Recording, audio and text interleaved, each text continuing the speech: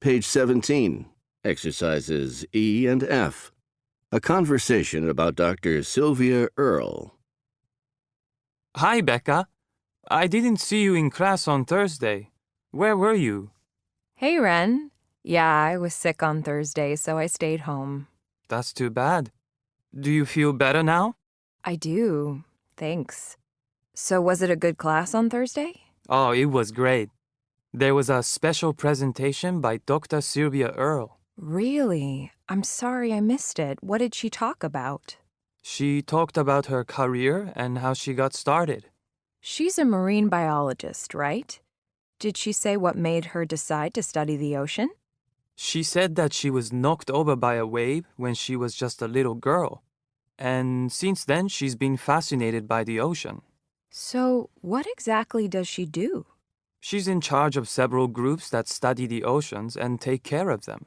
So, they study the oceans, like all of the oceans? Sure. Well, she talked about fish and other forms of ocean life.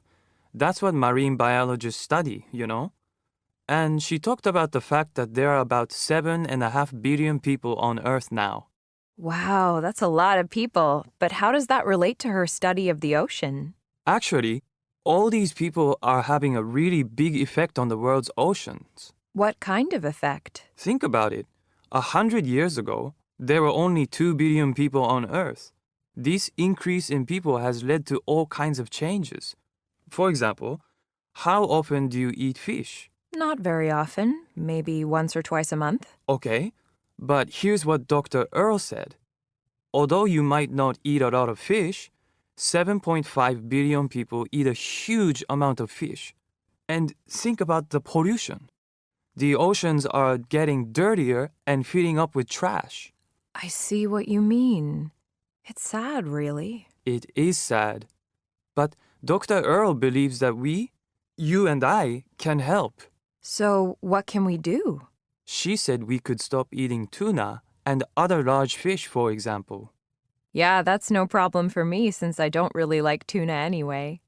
Did Dr. Earle say anything else? A lot of things.